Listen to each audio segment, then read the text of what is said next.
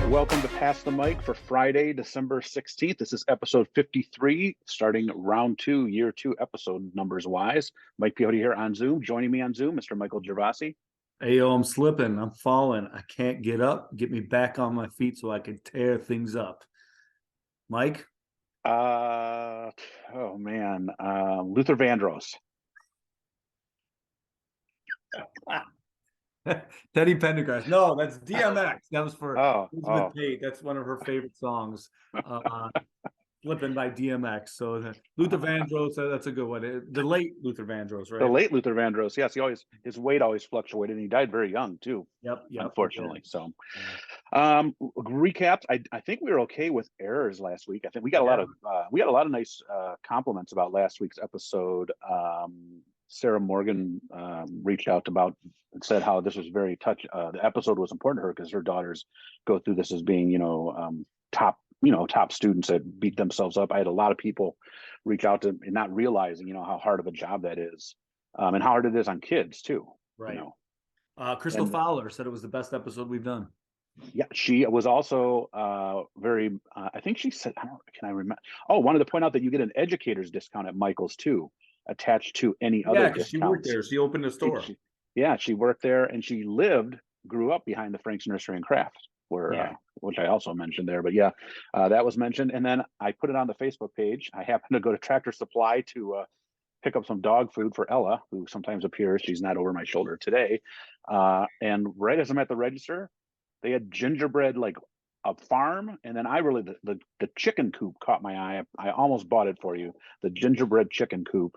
And of course, didn't Max Bailey say he did it at his gingerbread houses? This week? Oh, and hold on, another thing before I forget, you got absolutely slammed for your lack of hip hop. Oh yeah. Well, yeah, last week was a bad week. And even Mandy Scheffler, because I said maybe it was something to do with Gibraltar. Fresh off her 29th birthday celebration. Yeah, it's happy birthday, happy belated. But yeah, she said, no, she knew that. It's Eric B. and Rakim, I cannot believe. Mike, Eric B. and Rakim, arguably the most underrated, perhaps, some people argue the best rap group ever. Yeah, Kent Sikora gave me a hard time about that. Yeah, that was a tough beat that week, so I own it. But a good episode. And then Trish Boucher, about the decorations, I found out she did confirm those are all original old school. She told me that you can find them now at flea markets and stuff, and they're expensive. Like we said, they're in. People want to buy those. Hopefully nobody tries to steal hers. Because there's something in. And then of course I walk around, I see tons of blow-ups everywhere and just sort of laugh. So it was a great episode. We're going to continue on. You're just saying before we went on the air how crazy of a week this has been. It seems like these last 10 days before a break, stuff fills up all the time. We have a staff meeting tomorrow after school. Nate has 3 basketball games this week. Trip planning meetings about European trips, future European trips. It's just been crazy. So we had to hop on Zoom here. We're recording this on Wednesday night. So our topic, before that, you have the Mike of the Week this week. I had Michael. Oh, speaking of the Michaels, Tom Pack really loved the Michael. He sent us that just had him cracking up that was the actual Michael of the week, the first Michael of the week. That was a store, I guess. And so it did catch some people off guard, but who's yours? Elizabeth Pate, back to her for a second. Elizabeth Pate's first concert was Menudo. Oh, that's right too. Speaking of the last time. Yes, in New York, right? Yep. My Mike, hey man, the Lions. It's Mike Badger, the kicker. Oh, all right, yeah. They are. We don't want to jinx them. No, but I do have a bet, and I'm curious what the listeners. Max Bailey and I are having a bet. Family-friendly bet. Family friendly, 3 or 4. I win the bet. That the Lions. I think their toughest game left is this week. Yeah, the Jets. I think they're gonna win. The Jets are not to be discounted. They've actually held the Bills' offense in check twice. So I don't think their offense is very good, but their defense is. I mean, if you can shut the Bills down and hold them, that's going to be a tough game. But if they can get past this one, they should be in good shape. Although we've talked about it before, even though the Packers are sort of garbage this year, that last week in Green Bay just gives me fits if it comes to that. You're right. My hope with that game, if nothing else, is Green Bay's playing for nothing. Why risk Rodgers? I mean, see what you got with that backup quarterback, and they're probably I don't know what the record is offhand, but I don't think they're going to have any chance of making the playoffs. Yeah, so going to plan him, and then but of course they would probably be the team that just kicks Yeah. us in the gut. Yeah. So Yeah. with that, you also we have our Mike of the Week. Very good. Yeah. This week we're going to do a little holiday themed education. I thought, what a great idea. We are going to give 3 gifts this week. All right, we each get to give 3 gifts. Yeah. A gift to our school building, to Carlson High School. All right. A gift to one coworker, a specific coworker. You get to pick the coworker and the gift, and then a gift to our college. So in that case, for us, it'd be Eastern Michigan. I guess I could slide something into Wayne State if I wanted, but so those are 3 gifts. Let's start. We'll go one each. We'll go back and forth on each one of these. So first of all, what is your gift that you're going to give to Carlson High School? I got a good one. Hope you don't steal it. Okay, so my gift for Carlson High School is less student apathy. These last few weeks are rough.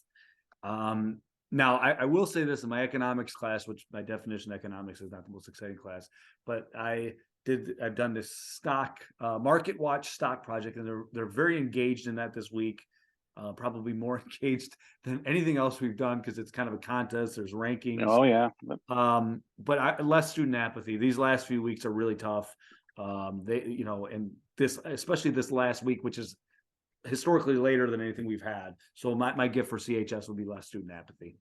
Yeah, hopefully that works, and that's something that lasts beyond January, December 20th. These are just the dog days right now. Oh, my goodness. Yes. We were sort of talking about it with Thanksgiving, but truly it's right now, and it's and everyone knows it. The bus drivers know it, custodians know it, Right. Everyone knows it. But again, I want to make it clear, we've said it before, I don't mind working all the way up right to the 23rd, because that second weekend, that full week in January is going to be very nice when nothing is going on. I can take down my Christmas decorations and just sit around and do nothing. Yeah. My gift, I want to give a big shout out to our administrator, our sub administrator, Miss Pers, and the dog Barkley, that just left us last Friday.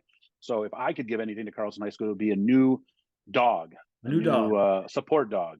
Yeah, can't bring Ella in, but in all honesty, both Miss Pers and the dog were well loved by the students. Absolutely. And that last Friday, so many kids were taking pictures. Barkley has his own Instagram page.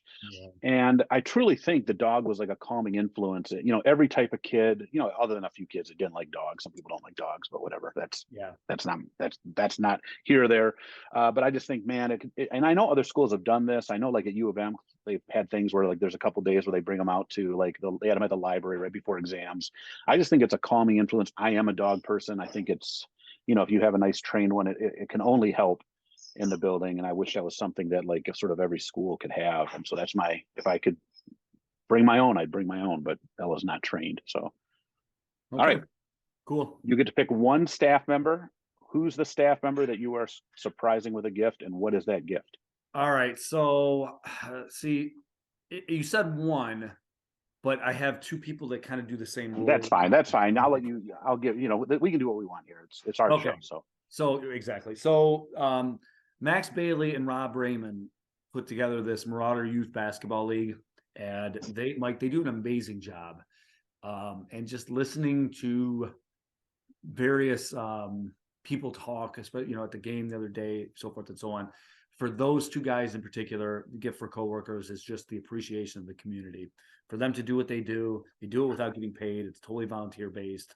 Now they do raise enough money to pay officials and things like that, but in general, the amount of effort and work they put in is really astounding, and it's a thankless job. And so for those 2 guys, I think the appreciation from the community for their efforts, because it really is. And there's others, Erin Torres, who does so much for us as well, for our show, but for her contributions to the league. I almost hate saying, I hope I'm not leaving anybody out, but so that's why I'm going to stick with Max and Rob on this one, because they really deserve the utmost respect from the people for the work that they do. Yeah, they filled a void with that, because just certain things happened when COVID hit, and then the Flat Rock League sort of went away for a little bit. And there's such a demand for youth sports, and especially I don't want to say it's not competitive, but you know what I mean. It's more of a recreational league. Yeah, we're teaching kids how to play basketball. An instructional league, right? Which my kid, Nate, who now plays on JV, was able to experience that through Flat Rock. and it's part of why he still plays basketball to this day. Not and it doesn't mean that every kid that's in this is going to be playing high school basketball, but a great tribute to those people. And again, it's not they're they could be doing DoorDash or Uber and making money just for themselves. Right. Instead, they're getting nothing and giving back to the Gibraltar schools community. So great choice. Mine is going to be to an old favorite. I'm going to go to our wonderful hall monitor, Joanne. If I could give her first class accommodations during March Madness to Las Vegas, a first class flight, and like a nice suite room at the Paris. She loves the Paris. Joanne's loyal to the Paris casino. Nice dinner at Gordon Ramsay's Hell's Kitchen, and then like $1,000 gambling money would be what I would like to give, because Joanne, talk about giving. I mean, she's always buying kids Christmas gifts, making sure that everyone's taken care of. I know that for our alumni picnic with the principal, we're going to have 100. I texted my buddy Scott at Buffalo Wild Wings that I need a food for 130 people coming. We have so many alumni coming. Joanne's baking cookies so that everybody has some cookies from her own, out of her own pocket. And she just gives so much back to school and has been doing it for. In reality, people joke around. I'm the longest tenured. I'm not the longest tenured in the building. It's truly Joanne. She's the longest tenured employee currently. And let me shout out on that note. And Joanne's amazing, and she always has been. We have another, and we've had good hall monitors over the years, Mr. Tony, amongst others. Taylor connection with him. Tim Simons, our hall monitor, another Taylor guy. We have two amazing hall monitors.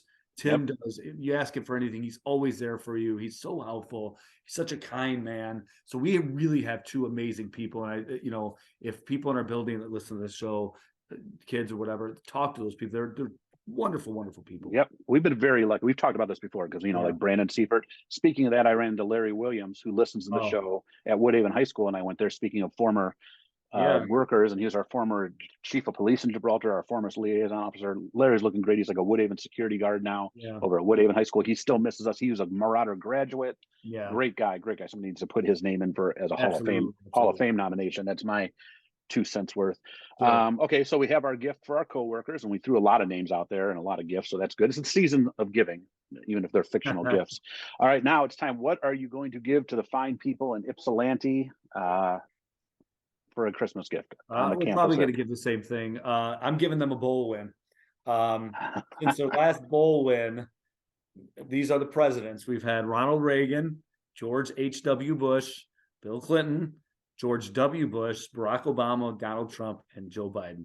All those people have been presidents since EMU last won a bowl game. They play in the Potato Bowl, I believe, December 22nd. Is that Boise, Idaho? I believe it is, yes. Okay. So a bowl win for EMU is the gift to Eastern. And they're pretty good this year. If there's ever a year, this could be the year. It's very impressive what they've been able to do there. They knocked off a Herm Edwards coach team. So yeah, got Herm Edwards fired. Got fired on the field that night, I believe, if I remember correctly. Why are we laughing at that? Herm Edwards. I like Herm Edwards, but I mean, I actually, mine isn't the same thing. I am going to, and I'm going to be like you were sneaky with yours. I'm going to be a little sneaky with mine and combine my Wayne State degree and Eastern degree, and then my U of M daughter right now. And this is, we talk about sometimes how we were blinded in the classroom, right? Or we're blinded by our upbringing. We don't realize what people go through. Now that I'm on these U of M Facebook parent pages, I understand the dilemma and the struggle these people that are from out of the country or out of this, that are on the East Coast or West Coast, whose kids are coming home for the holidays, how awful the public transportation system is here, of these kids having to get from Ann Arbor to Detroit Metro Airport. So my gift is a metro rail line running from Ann Arbor right along the 94 corridor all the way into downtown. Jeez, so that's a gift for Eastern. It's a gift for U of M. It's a gift for Wayne State. I did go big because I think about how ridiculous it is. You fly into Detroit Metro, Ann Arbor, one of the biggest college towns in the world, hub of academics. You have Detroit now, which is supposedly back and everything. You fly into Romulus, one of the best airports in the country. We're blessed with one of the best airports in the country. If you're a traveling business person here to do business, you have to rent a car. There is no other way around it. There is no getting anywhere. And again, that goes back to because originally when I was designing my gift, my complaint was if you lived on Eastern's campus, getting to the new basketball arena and the football stadium. It's not like in Ann Arbor, you can walk most kids are walking from the city of Ann Arbor in their apartments and dorms to the stadium. That walk from Eastern's campus to Rynearson Stadium in the Convocation is not a walkable walk. No. And so I'm like, they got buses, whatever, but like, just think if you had like a nice rail system that ran down the 94 absolutely. corridor on Michigan Avenue. But again, more importantly, I thought about it for these kids that can't, they're begging for rides to get, and again, I know there's Uber and everything else, but it's hard and it's expensive. Right. It's amazing to me. That's fair. I think it's a great it's a pipe dream. But I mean, we've always talked about it. Wouldn't it be great if there's a line? We have all these freight train tracks. We got the darn Christmas train. People are all excited about that. Why don't we get a real train that people can ride on so that, hey, I want to go down. I want to go to the Lions game. I don't want to see Christmas lights on a train. I want to have a couple Pepsis down at Ford Field and take the train back home. Fair. I'm with you. Friendly. All right. Yeah. All right. Overrated, underrated. Now, when I gave you this, you said, didn't we do this last year? Well, last year we did overrated, underrated holiday movies or TV specials, which we did. We set those out last year. I thought this year we're going to shift it a little bit to overrated, underrated, the actual characters that may have appeared in any of these specials. So again, you can go back to your shows from last year. I didn't. Mine are sort of totally different. So who is your overrated Christmas fictional character or character that's been in a Christmas film or TV show? So both of mine are generic. Okay. For my overrated, it's the movie character that comes up in every single Christmas movie. Some iteration of this angry person that doesn't have the Christmas spirit in some way, shape, or form, that is just somehow struck by the Christmas spirit, whether he meets a beautiful woman that he falls in love with or sees something happening, and this kind of contradicts what my underrated Christmas movie was last year, which was Scrooge, because that's exactly what the movie is about. But it's the same in every one. It's the same in every one. Same in every one, man. It happens. So my overrated character is just all these darn movies that with somebody that doesn't have in some way, shape, or form the Christmas spirit. And by the end, they're throwing presents all over. Yes. Like James Caan's character. Yes. James Caan's character in Elf is like the typical, okay. Right. My overrated is one of these characters. And I think that I wish this person, if he would have stayed, or it would have stayed, I don't know I think it's a he, would have stayed true to his roots, I would have liked the character, the Grinch. I think the Grinch is overrated only because I love the Grinch as the Grinch. Hating on everything, hating on Christmas, being grumpy. He had every right to be. If you watch the movie version, was bullied as a kid in school, went away, minded his own business, just leave him alone. And then if he would have stayed that way, great movie. Should have stayed that way. Like, don't make him turn into this guy that all of a sudden a tear rolls down his cheek. Yeah. And he saves Christmas. No, steal all the presents, end it, make everyone wake up all depressed and upset, and don't go down there for the feast. Overrated, the Grinch, only because, like he said, he falls into your category of change. If he stays true to himself, great character. Mike, nothing is scripted here. The synergy is just amazing. Nope. That worked out well. We're on a roll today. Yeah. Rocco may finally be impressed. All right. That's our overrated. Who is your underrated? Okay. So again, and it's funny you mentioned Rocco. So here's the deal with my underrated. Very few people really understand how much Christmas impacted the Rocky characters. It's specifically two Rocky movies, Rocky 4 and Rocky 5. Do you remember either one, how Christmas had an impact on you? Oh, man. No, I don't, because as they get longer in, I don't remember them as well, especially 5. I'm totally clueless. Okay, so in Rocky 4, the fight with Drago, guess what? December 25th. Ooh. So I figure Rocky's a character that counts because that's kind of a lost part of the movie. I'm sure I'm going to get these text messages from my friends talking about everybody knows that, but I don't think really it's kind of lost on the movie. And Rocky 5, now in Rocky 5, he has he trains this young man, Tommy Gunn, played by real boxer Tommy Morrison, I believe deceased as well, if I'm not mistaken. But anyway, they have their big falling out on Christmas.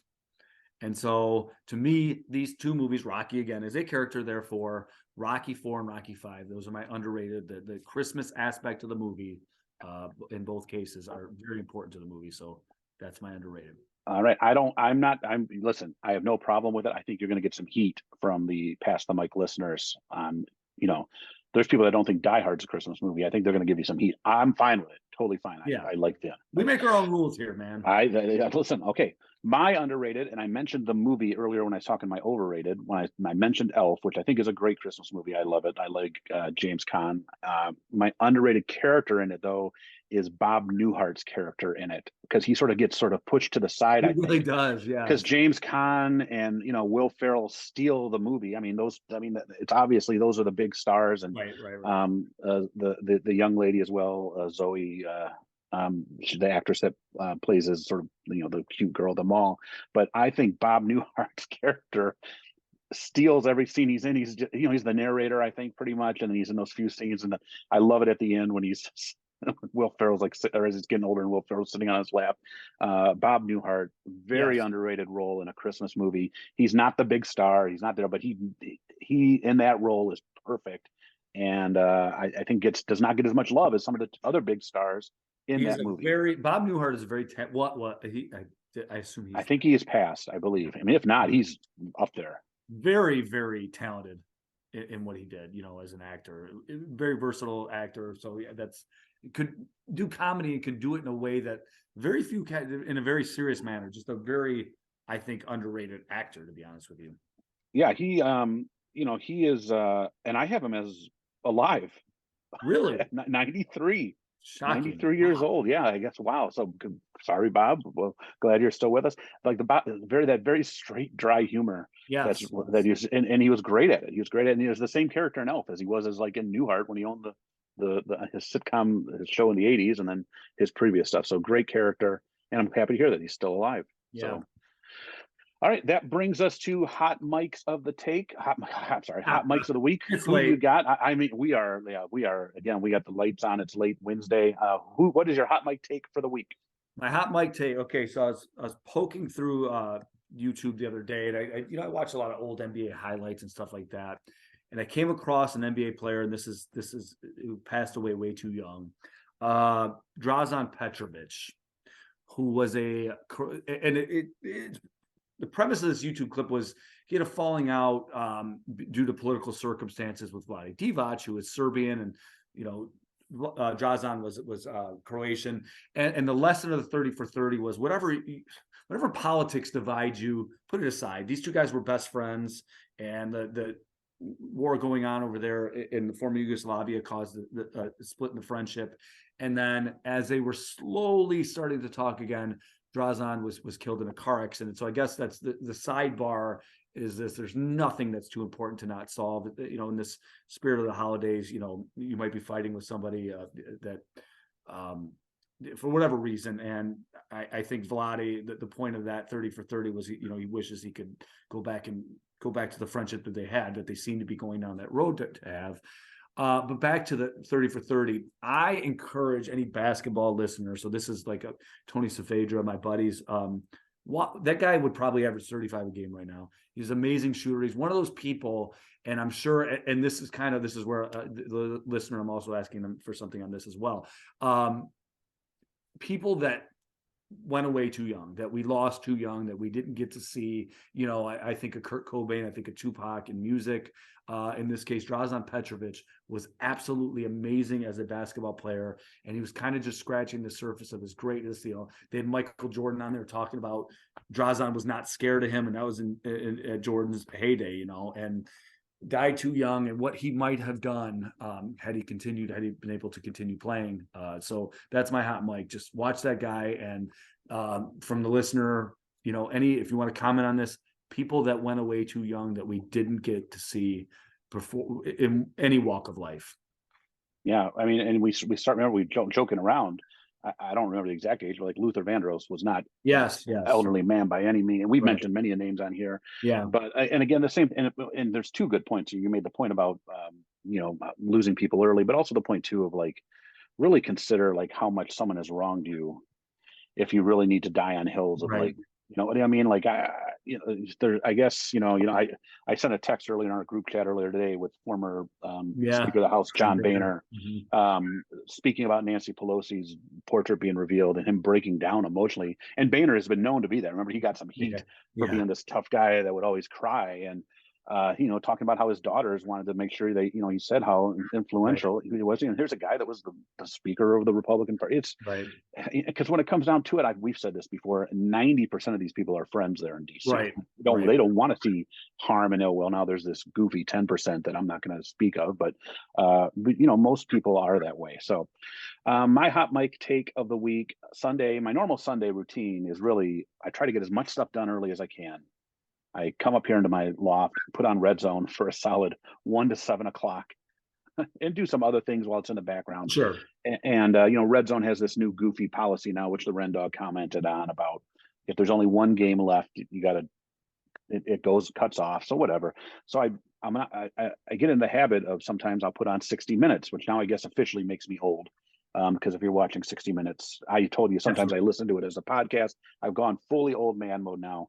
This last week's was really interesting to me because they had our Treasury Secretary Janet Yellen on, which most people may not think is interesting, but I found it very interesting because our first time 2 female signatures are appearing on printed money. That was part of this. They went to this mint factory, and the first set of bills rolled off.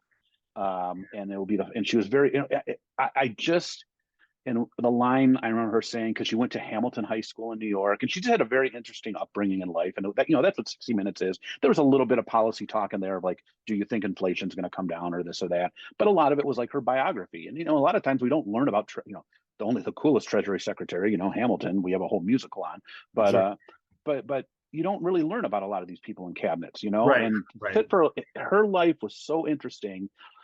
And the moment when those bills rolled off and the cameras were running and they were signing sheets of them with Sharpies for like commemorative framed, her and the other person that signs it, and I'm drawing a blank on her name, that there was the first 2 women to ever do this. The amount of pride they must have had, and the line she used, because she's not a young woman, Janet Yellen, but she's, I'm not trying to say it, but she's like, if my parents were only here to see this day. And I could only imagine what she must be thinking.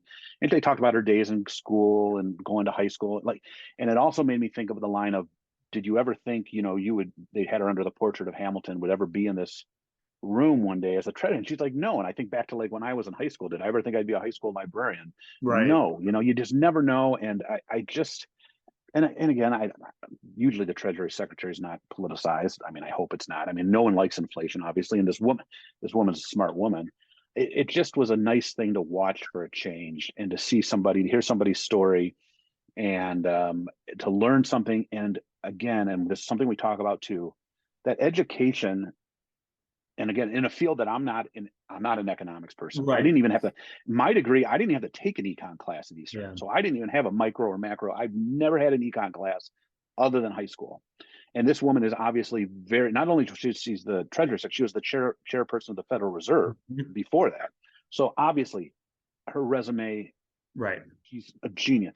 But we need to go back to celebrating academia and academic success in all fields, instead of knocking it down. And I'm not saying that the trades aren't important. We've said this before. We've praised the trades and we've praised vocational training, but for some reason, for the last 4, 5, 6 years, academia for some reason is being ridiculed unless it's STEM. Okay, we had a big STEM reveal this last week, a big science, but there are areas that these areas are important. People like this are important. People don't want inflation. These people aren't just guessing. No, she said in her lines, we're going back and learning what we've done wrong in the 70s and 80s, and we're trying not to get there. And they're not just like, oh, maybe we'll raise it 1%. They're there's thinking going on, and everything is very calculated by people who economics is a really difficult field. So you're right, Mike, and it almost is like why do we have this zero-sum game where if you're praising one, somehow another gets knocked? For a long time, we grew up with the notion that it's college, and the ideas of trades weren't pushed very much. Now it seems to have reversed, and it's like, again, it's almost this bipolar world where it's one or the other, and really society has to function with both, but you absolutely need the experts. I couldn't agree with you more on academia.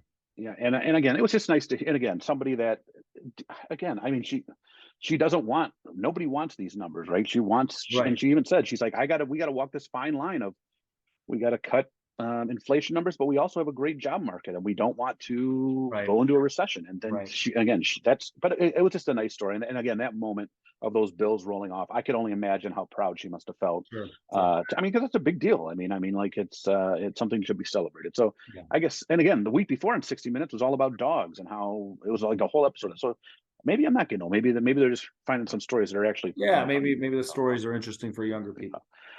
All right, so we sort of started with it at the top. The Lions pick. The Steelers are officially donezo after Mitch Trubisky showed his true colors, and we don't have to worry about him with a long-term career in Pittsburgh. So we don't have to worry about them. They have the Panthers this week, which I guess they should win that game. But the Lions and Jets. Now, you think pretty much that do they have to run the table? They can maybe lose. I mean, a lot of it. Now, if they run, the reason is they're going to need some help. Now they got some little help last week from Carolina. Sure. But obviously you don't have much wiggle room, is what we're saying from this point out. For me, Mike, I'm considering every game a playoff game at this point. I don't think they can lose. I know some people think they could go 9-8. That might be true, but I think you got to have the mentality we got to win every game. Yep. The fact of the matter is, I have this vision of them winning every game, closing out winning 9 out of 10, and still not making the playoffs. Like even worse. That would my be vision. My vision is they win all these games. They go up to Green Bay. It's not even a bad weather night. So if it's a bad weather night, we know we got this excuse. Like if it's, you remember the famous Barry Sanders playoff game where it was just you have negative 1 yard or like I forget 1 yard. Yeah. But it's just a cold day, nothing bad, and Aaron Rodgers somehow late in the game pulls off some crazy play and we lose. That to me is the ultimate gut punch. Yeah. I honestly think they are going to have a very tough time this week with the Jets. Their defense I agree. is it's good. A road game against a plus 500 team. It's going to be a tough game. And they're coming off I think they had a tough loss last week. And they're fighting for their lives. So but listen, I think it's okay to say it at this point. I'm Max Bailey. I can hear him. There you go again. For some reason you have faith in the Lions. You don't have faith in. That's a very good Max Bailey. But like they're playing. They're a good team right now. I don't think there's any getting around it. There's no. And this is all people wanted for this year. So I'm not trying to be like this guy that says, oh, this is good enough. But all we expected this year, all that our high end was to be competitive in December. You have that. If they win out and make it, that's great. If they and they got the extra bonus of the Rams pick, so they can run the table. It doesn't matter. They don't have to worry about this. Oh, we're ruining our draft pick because the Rams are their true draft. Run the table and probably end up in the top 5 anyway. Yep. Yep. So I just have them losing this week. I think it's tough. We are. I think now that we're Zooming, like last year we weren't using this technology. So when Christmas came, we didn't record. We didn't do episodes. We'll try to get in the studio maybe one day next week, and then we'll probably be able to record over the break. I'm sure, right? Or you're not leaving town? Yeah, we can do some Zooms. Maybe we can get a guest on that way too. But yeah, so this is definitely not our last episode for 22. We'll be back next week, maybe in the studio, and then we hope to do some over the break as well, right? Yep, for sure. All right. Well, hey, everybody have a great weekend, and we will see you next week.